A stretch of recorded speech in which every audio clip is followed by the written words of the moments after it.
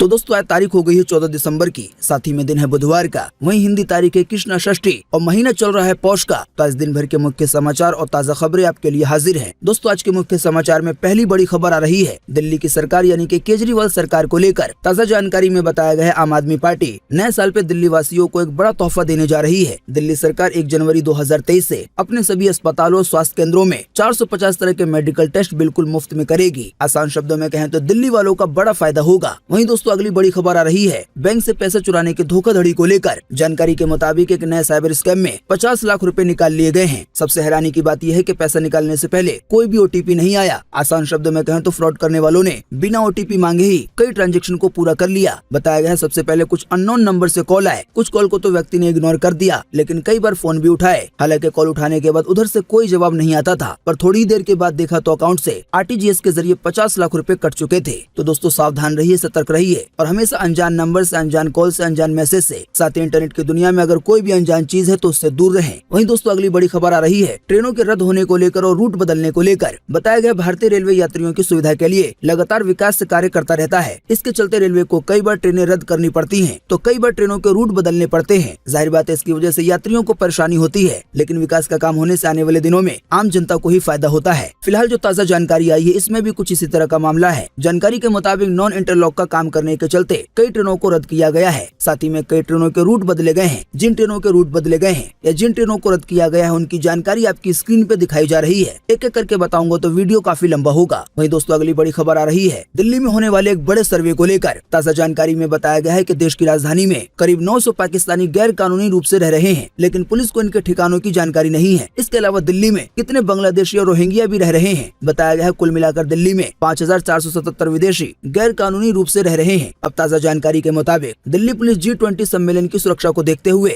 गैर कानूनी रूप से रह रहे विदेशियों का पता करने के लिए एक सर्वे कराएगी। वहीं दोस्तों अगली बड़ी खबर आ रही है भारत और चीन में अभी हाल ही में जो विवाद हुआ है उसको लेकर। जानकारी के मुताबिक रक्षा मंत्री राजनाथ सिंह ने घटना के 3 दिन के बाद यानी बीते मंगलवार दोपहर 12 बजे लोकसभा में इस घटना पर 3 मिनट का जवाब दिया है। उन्होंने अपने जवाब में कहा है कि हमारे सैनिकों को कोई गंभीर चोट नहीं आई है और न ही कोई मारा गया है। साथ ही कहा भारतीय सेना ने चीनी सैनिकों को उनकी पोस्ट पे जाने को मजबूर कर दिया। राजनाथ सिंह के बयान के करीब 1 घंटे के बाद चीन ने भी अपना बयान जारी किया, पर उसने तवांग का नाम तक नहीं लिया। न्यूज एजेंसी AFP के मुताबिक चीन ने कहा भारतीय सीमा पे हालात स्थिर है। हमने भारत से कहा है उस सीमा पे शांति स्थापित करने में हमारी मदद करे। वहीं फिर बीते मंगलवार शाम को चीनी सेना के एक प्रवक्ता का भी जवाब आया, जिसमें चीन के प्रवक्ता ने भारतीय सेना की गलती बताई। प्रवक्ता लॉन्ग ने अपने बयान में कहा कि भारतीय सैनिकों ने अवैध तरीके से बॉर्डर को क्रॉस किया। इसी की वजह से चीनी सैनिक उनके रास्ते में आए और बाद में दोनों ओर से विवाद बढ़ गया। साथ ही चीन के प्रवक्ता ने ये भी कहा कि हमने पेशेवर तरीके से मानकों के तहत मजबूत जवाबी कार्रवाई की, जिसके बाद सीमा पे हालात स्थिर बने हुए हैं। आसान शब्दों में कहें तो दोनों ही देश अपने अपने जवानों की तारीफ कर रहे हैं। जानकारी के मुताबिक किसी भी चीन को लेकर एक और चौंकाने वाली खबर आई है। जैसा कि आप देख सकते हैं अपनी स्क्रीन पर, दैनिक भास्कर की तरफ से ये जानकारी साझा की गई है और बताया गया है कि चीन देश की 43% जमीन दूसरे देशों से हथियाई हुई है। बताया गया है चीन ने 5 देशों की 41 लाख वर्ग किलोमीटर जमीन हड़पी है और अब चीन की नजर भारत के जमीन के 90,000 वर्ग किलोमीटर पर है। दोस्तों कई बार चाइना को जमीन का लालची भी कहा जाता है। हालांकि दोस्तों इन सब के बावजूद चाइना और इंडिया के बीच व्यापार बढ़ता जा रहा है। जैसा कि आप देख सकते हैं इस खबर में चीनी कंपनियों पे संसद में सरकार ने दिया है जवाब। इसमें CDM डेटाबेस के हवाले से बताया गया है कि भारत में ऐसी 3560 कंपनियां हैं जिनके बोर्ड में डायरेक्टर चाइना के हैं। बताया गया है सीमा पे तनाव के बावजूद भारत और चीन के बीच 43.3% की बढ़ोतरी हुई है। जाहिर बात है इस ट्रेड में चीन का पलड़ा पूरी तरह से भारी है। आसान शब्दों में कहें तो चीन का एक्सपोर्ट भारत की तुलना में कई गुना ज्यादा है, यानी कि वो अपने देश में बने सामानों को भारत के अंदर बहुत बड़ी मात्रा में भेज रहा है। जाहिर बात है इसकी वजह से चीन का फायदा भी हो रहा है। वहीं दोस्तों इसी मुद्दे पर अनिल विज का एक नया बयान सामने आया है। जानकारी के मुताबिक हरियाणा के गृह मंत्री अनिल विज ने चीन को नसीहत देने के साथ साथ कांग्रेस पे भी तंज कसा है। अपने एक ट्वीट में गृह मंत्री ने लिखा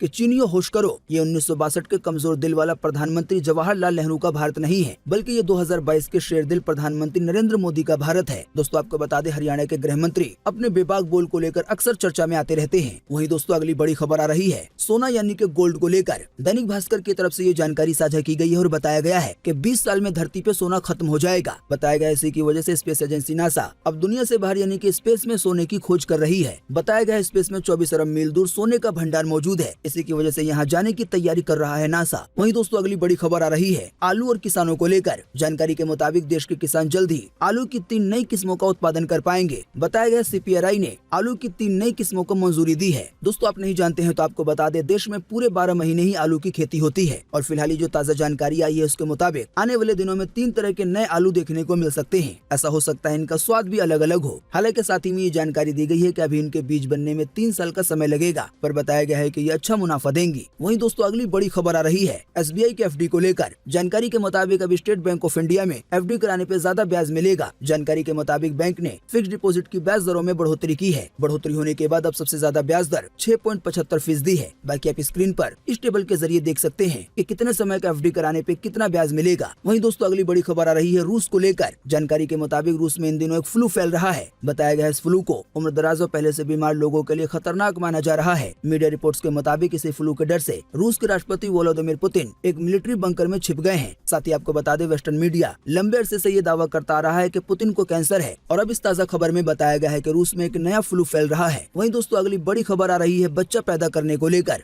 जानकारी के मुताबिक अब जापान में बच्चा पैदा करने पे 3 लाख रुपए दिए जाएंगे। बताया गया है जापान में युवाओं की जनसंख्या कम हो रही है। इसी की वजह से वहां की सरकार ने ये बड़ा कदम उठाया है और सहयोगी राशि देने का ऐलान किया है। वहीं दोस्तों अगली बड़ी खबर आ रही है फारूक अब्दुल्ला के एक नए बयान को लेकर। जानकारी के मुताबिक नेशनल कॉन्फ्रेंस के अध्यक्ष यानी कि फारूक अब्दुल्ला ने अभी हाल ही में बीते मंगलवार को दिल्ली में आयोजित एक कार्यक्रम में कहा है कि जब तक पाकिस्तान के साथ हमारे बेहतर संबंध नहीं होंगे तब तक हम भारत में कभी भी शांति नहीं देख पाएंगे। साथ ही हम मुसलमानों को आगे बढ़ते हुए नहीं देख पाएंगे क्योंकि मुसलमानों को देशद्रोही माना जाता है। हालांकि हम देशद्रोही नहीं है, हम भारतीय हैं बाकियों की तरह। दोस्तों अगली खबर के बारे में बताने से पहले आपको बता दें कि हमारे चैनल सब कुछ सीखो जानो पर अभी एक इनामी ऑफर चल रहा है, जिसके तहत हर गुरुवार को किसी एक यूजर को इनमें से कोई एक गिफ्ट दिया जा रहा है, जिसे आप अभी अपनी स्क्रीन पे देख रहे हैं। दोस्तों इस इनामी ऑफर में हिस्सा लेना बड़ा ही आसान है। इस मुख्य समाचार के वीडियो को शुरू से अंत तक देखना है। साथ ही दोस्तों अभी तक अगर आपने हमारे इस चैनल सब कुछ सीखो जानो को सब्सक्राइब नहीं किया है तो सब्सक्राइब करके बेल का आइकन जरूर दबाना है। बेल का आइकन दबाना सबसे मेन है। अगर आपने पहले से सब्सक्राइब कर रखा है और बेल का आइकन नहीं दबाया है तो आप इसे ध्यान से ऑन कर लें। वहीं दूसरा काम है इसी वीडियो को लाइक और शेयर करना। तो जो भी यूजर इन कामों को करेंगे तो इन्हीं में से किसी एक विनर को हर गुरुवार को इनमें से कोई एक गिफ्ट दिया जाएगा। आसान शब्दों में कहें तो हर गुरुवार को एक नए विनर का ऐलान किया जाएगा। वहीं दोस्तों अगली बड़ी खबर आ रही है देश के गृह मंत्री यानी कि अमित शाह के एक बयान को लेकर। जानकारी के मुताबिक मुस्लिमों की 4 शादियां हो या ईसाइयों में संपत्ति का बंटवारा कॉमन लॉ बनाने की जोखिम परख रही है बीजेपी। आपको बता दें 24 नवंबर 2022 को एक इंटरव्यू में केंद्रीय गृह मंत्री अमित शाह ने कहा बीजेपी यूनिफॉर्म सिविल कोड लागू करने के लिए अडिग है, हम इसे लाकर रहेंगे। इसी बयान के ठीक 15 दिन के बाद बीजेपी राज्यसभा सांसद किरोनी लाल मीणा ने यूनिफॉर्म सिविल कोड लागू करने को लेकर राज्यसभा में प्राइवेट बिल पेश किया। आसान शब्दों में कहें तो ये देश में यूनिफॉर्म सिविल कोड लागू करने के लिए पहला सियासी कदम है। दोस्तों अगर आप नहीं जानते हैं कि यूनिफॉर्म सिविल कोड क्या होता है तो आपको आसान सी भाषा में बता दें कि आमतौर पे किसी भी देश में 2 तरह के कानून होते हैं। पहला होता है क्रिमिनल कानून और दूसरा होता है सिविल कानून। क्रिमिनल कानून में चोरी, लूट, मारपीट, हत्या जैसे आपराधिक मामलों की सुनवाई की जाती है। इसमें सभी धर्मों, सभी समुदाय के लिए एक तरह की कोर्ट, साथ ही में प्रोसेस और सजा का प्रावधान होता है। यानी कत्ल हिंदू ने किया हो या मुसलमान ने, इस बात से FIR में या सुनवाई में या सजा में कोई अंतर नहीं होता है। लेकिन जो सिविल कोड कानून होता है इस कानून में सजा दिलवाने की बजाय सेटलमेंट या मुआवजे पे जोर दिया जाता है। जैसे 2 लोगों के बीच प्रॉपर्टी का विवाद हो या किसी ने आपकी मानहानि की हो या पति पत्नी के बीच कोई मसला हो, सिविल कोड कानून में इस तरह के मामलों में सेटलमेंट करवाने की कोशिश की जाती है। साथ ही अगर मुआवजे से मामला रफा दफा होता है तो ये भी काम करवाया जाता है। सबसे मेन बात यह है कि सिविल कोड कानूनों में परंपरा, रीति रिवाज और संस्कृति की खास भूमिका होती है। आसान शब्दों में कहें तो सिविल कोड कानून में अगर हिंदू व्यक्ति का कोई केस चल रहा है तो उसमें हिंदू के रीति रिवाज को भी देखा जाएगा। ऐसा ही कुछ बाकी धर्मों के लिए भी होगा।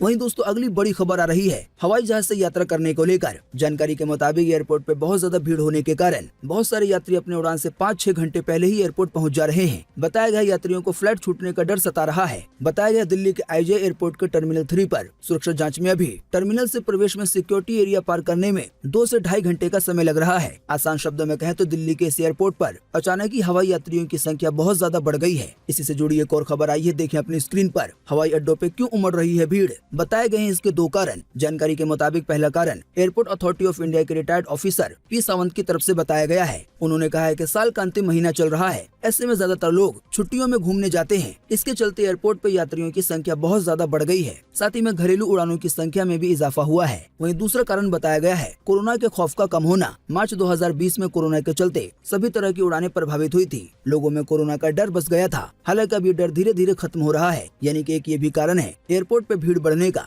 वहीं दोस्तों अगली बड़ी खबर आ रही है रिश्वत लेते हुए एक सब इंस्पेक्टर को लेकर। जानकारी के मुताबिक हरियाणा के फरीदाबाद स्थित सेक्टर 3 पुलिस चौकी में तैनात सब इंस्पेक्टर महेंद्र पाल को स्टेट विजिलेंस की टीम ने 4000 रुपए की रिश्वत लेते हुए रंगे हाथ गिरफ्तार कर लिया है। बताया गया है गिरफ्तारी को लेकर रिश्वतखोर पुलिसकर्मी के परिजनों और विजिलेंस टीम के साथ जमकर कहासुनी भी हुई। सबसे मेन बात यह है कि सब इंस्पेक्टर को जैसे ही विजिलेंस टीम पकड़ने के लिए आई तो उसने 4000 रुपए अपने मुंह में ठूस लिए, यानी कि पैसों को निगलने की कोशिश की। वहीं दोस्तों अगली बड़ी खबर आ रही है पाकिस्तान और भारत को लेकर। जानकारी के मुताबिक ऑर्गेनाइजेशन ऑफ इस्लामिक कॉर्पोरेशन यानी कि OIC ने कहा है कि वो भारत और पाकिस्तान के बीच बातचीत शुरू कराने की कोशिश कर रहा है। इस संगठन ने ये भी कहा है कि उसने इसके लिए प्लान भी तैयार कर लिया है। दोस्तों आप नहीं जानते हैं तो आपको बता दे, OIC 57 मुस्लिम देशों का एक संगठन है। हालांकि इस पे अपने देश भारत का जवाब आया है कि हमारे मामले में दखल अंदाजी न करें। असल में OIC संगठन कश्मीर के मुद्दे को सुलझवाना चाहती है। दोस्तों एक और बड़ी खबर आ रही है पाकिस्तान को लेकर। जानकारी के मुताबिक सऊदी अरब और चीन ने पाकिस्तान को नया कर्ज नहीं दिया है। जानकारी के मुताबिक अभी हाल ही में कुछ समय पहले दोनों देशों ने मिलकर पाकिस्तान को 13 अरब डॉलर देने का वादा किया था। साथ ही में ये भी बताया गया है कि चीन ने नया लोन तो नहीं दिया, साथ ही में पुराने की भी किश्त मांग ली है। वहीं जानकारी के मुताबिक दूसरी ओर इंटरनेशनल मॉनेटरी फंड यानी कि IMF ने भी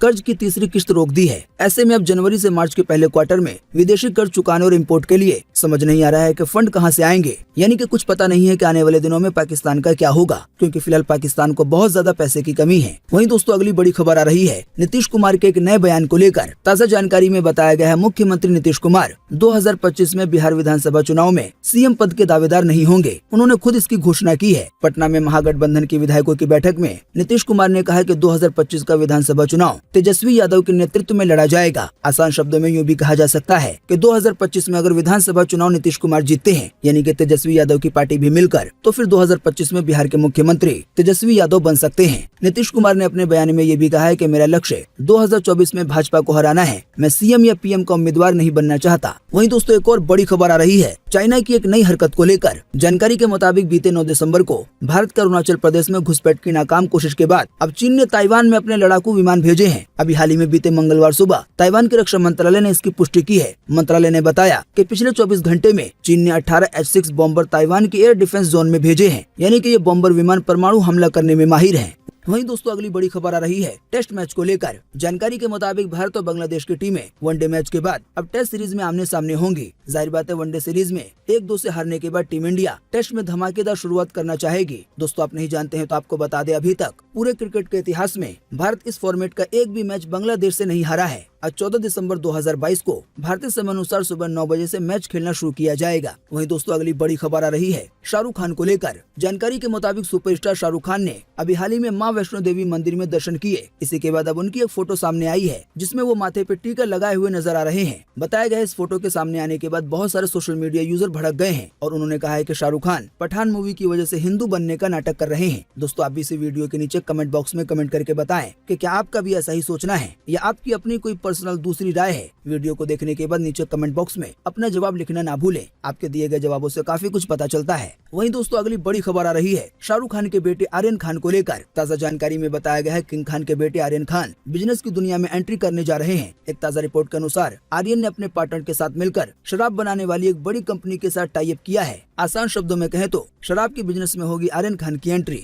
वहीं दोस्तों अगली बड़ी खबर आ रही है 10वीं पास वालों के लिए। जानकारी के मुताबिक 10वीं पास वालों के लिए CISF में 787 पदों पे आवेदन करने का शानदार मौका है। जानकारी के मुताबिक सिलेक्शन होने पर यानी कि नौकरी मिल जाने के बाद 69,000 रुपए तक की सैलरी मिल सकती है। ज्यादा जानकारी के लिए CISF की ऑफिशियल वेबसाइट CISF.go.in को विजिट किया जा सकता है। वहीं दोस्तों अगली बड़ी खबर आ रही है गैंगस्टर पकड़ने को लेकर। जानकारी के मुताबिक हरियाणा में बढ़ते गैंगस्टर कल्चर को खत्म करने के लिए सरकार हरकत में आ गई है। बताया गया हरियाणा की पुलिस ने अब 3 लेयर की प्लानिंग तैयार कर ली है। इस प्लानिंग के तहत गैंगस्टर और शूटर की पहचान करने से लेकर उन पे एक्शन लिया जाएगा। इतना ही नहीं, गैंगस्टर्स के फॉलोवर्स को भी पुलिस दबोचेगी। साथ ही अगर इंटरनेट की दुनिया में गैंगस्टर की किसी पोस्ट पे अगर कोई लाइक या कमेंट करेगा तो ऐसे लाइक और कमेंट करने वाले युवा भी रडार पे आ सकते हैं, यानी कि इन पे भी एक्शन लिया जा सकता है। वहीं दोस्तों अगली बड़ी खबर आ रही है सर्वाइकल कैंसर को लेकर। जानकारी के मुताबिक डॉक्टर NK अरोड़ा ने सर्वाइकल कैंसर के मरीजों को राहत की जानकारी दी है। दरअसल ये बताया गया है कि सर्वाइकल कैंसर के इलाज के लिए कारगर वैक्सीन मिल गई है। बताया गया इंडिया में जल्दी क्षेत्र में कदम उठाया जाएगा, यानी कि कुछ लोगों को ये वैक्सीन लगाई जाएगी। साथ ही डॉक्टर NK अरोड़ा ने ये भी जानकारी दी है कि जीका वायरस की वैक्सीन पे भी काम किया जा रहा है। दोस्तों आप नहीं जानते हैं तो आपको बता दें,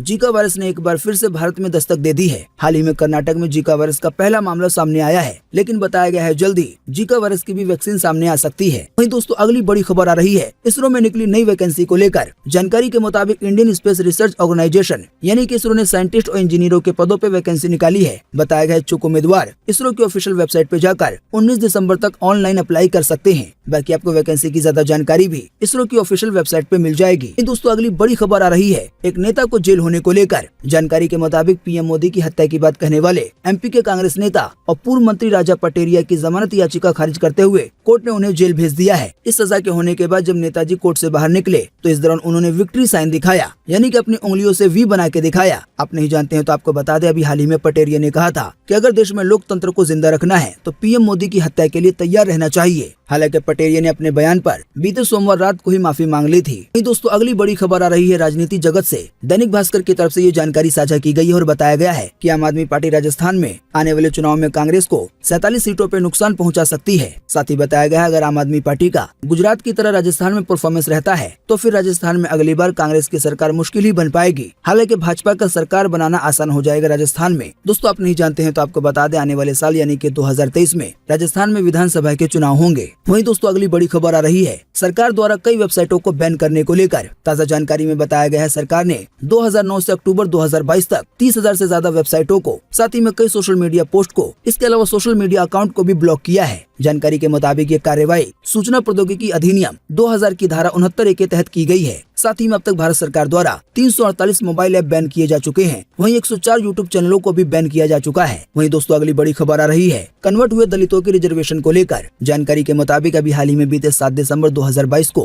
केंद्र सरकार ने सुप्रीम कोर्ट में कहा कि धर्म बदल के मुस्लिम और ईसाई बनने वाले दलितों को आरक्षण का लाभ नहीं मिलना चाहिए। मोदी सरकार ने इसके पीछे का ये तर्क दिया है कि अगर धर्म बदल गया तो फिर छुआछूत कहाँ रही। साथ ही सरकार ने सिखों और बौद्धों को हिंदू धर्म का हिस्सा बताया। वहीं को लेकर एक और बड़ी खबर आई है, देखें अपनी स्क्रीन पर। तेजस्वी यादव ने नए नियुक्त कर्मियों को दी नसीहत कि जाति देखकर काम न करें। साथ ही तेजस्वी यादव ने यह भी कहा कि दूसरी विचारधारा के लोगों के साथ भी अन्याय न करें, यानी कि जिन लोगों की सोच आपके साथ नहीं मिलती है उनके साथ भी न्याय करें। वहीं दोस्तों अगली बड़ी खबर आ रही है कार्तिक आर्यन को लेकर। जानकारी के मुताबिक कार्तिक आर्यन ने अभी हाल ही में कंतारा जैसे फिल्मों में काम करने की इच्छा जाहिर की है। साथ ही कार्तिक ने रिवील किया है कि वो एक देसी इंसान है और वो कंतारा जैसी फिल्में देखना पसंद करते हैं। साथ ही उन्होंने कहा मैं जमीन से जुड़े मुद्दे पे फिल्में करना पसंद करूंगा। वहीं दोस्तों एक बड़ी खबर आ रही है अनार के छिलके वाली चाय को लेकर। जागरण.com की तरफ से ये जानकारी साझा की गई है। बताया गया अगर दिल को सेहतमंद रखना चाहते हैं तो रोजाना पिए अनार के छिलके की चाय। जागरण.com ने इस आर्टिकल में ये जानकारी दी है कि अनार के अंदर कई तरह के विटामिन पाए जाते हैं। साथ ही अनार के छिलके की चाय कैसे बनेगी इसका भी तरीका बताया गया है। लेकिन दोस्तों हमारी आपको सलाह है किस तरह की कोई भी नई चीज इस्तेमाल करने से पहले डॉक्टर से एक बार सलाह जरूर ले लें।